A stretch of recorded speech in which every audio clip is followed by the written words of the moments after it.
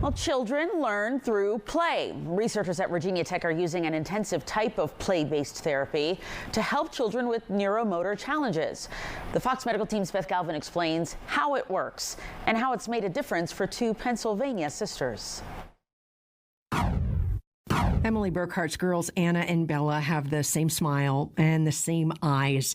And the Pittsburgh sisters were also born with the same incredibly rare CASK gene mutation that affects their brain development. Anna was diagnosed at 4 after being slow to sit up and walk and talk. It felt devastating. It kind of just felt like our whole world just kind of collapsed from underneath us.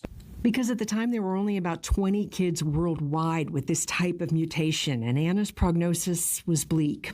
Don't expect much. Don't expect, her to walk, to talk, to really do anything. Unwilling to accept that, the Burkharts, who now have 4 children, including 2 neurotypical sons, started researching their options. And they found Virginia Tech's Fralin Biomedical Research Institute, where researchers at the Neuromotor Research Clinic are pioneering a new approach to helping children with neuromotor challenges like cerebral palsy, infant stroke, and CASK, with an intensive kind of play therapy. Anna came to us and was working more on sequencing steps together, putting words together, increasing her tolerance to some frustrating situations. For 2 weeks, senior occupational therapist Dory Wallace worked with Anna 5 days a week for about 4 to 6 hours each session. And immediate response from Anna. It was amazing. I mean, it was just, they pulled things out of her that we hadn't been able to pull out of her in years. Then 2 years ago, when Bella was born. And I knew it from the second that they handed her to me. Emily says she had the same small head Anna was born with, a sign of CASK. I kind of just felt it. I felt it through my body that she had CASK. And so when Bella got diagnosed, it wasn't even a question. They were the first email that I wrote, was, can we get Bella in? When Bella was 13 months old, the Burkharts brought her to Virginia Tech, this time for a month of intensive therapy as part of a research study.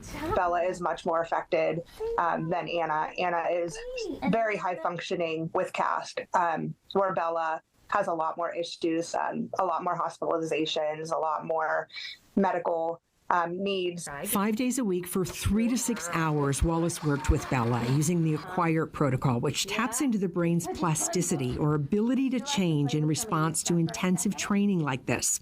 So that is the beauty of when it is done well. It will look like I'm just playing. That's when I know I'm having a good day, is because it looks easy. But Wallace says as a therapist, she's constantly thinking and anticipating. Okay, what's my positioning? What am I asking of the child? Where is the toy positioned? How much support does the child have? Where are they looking? Bella's sessions paid off. She wasn't sitting up when we got there at all. She was not even close. And by the time we left, she was bearing weight on her arms to sit up. 10 months later, Bella's doing well. She has just her own little personality. She's always got a smile on her face. We just take it day by day. She's progressing, but very slowly, and that's okay, baby steps. And Anna, who's turning 13, is part of a mainstream class at school and is now cheerleading. It's quite mind-blowing how well she's doing. She does have her struggles, academically, very slow progress, but progress nonetheless. Emily Burkhart says the Virginia Tech researchers gave them something they didn't have in the beginning: hope. When you're told that your kid is going to have all these problems and have all these barriers and not be able to do this and they will never do that, and then here comes a program that says, well, wait a second, yes, they can. That means everything. For your Fox Medical Team, I'm Beth Galvin.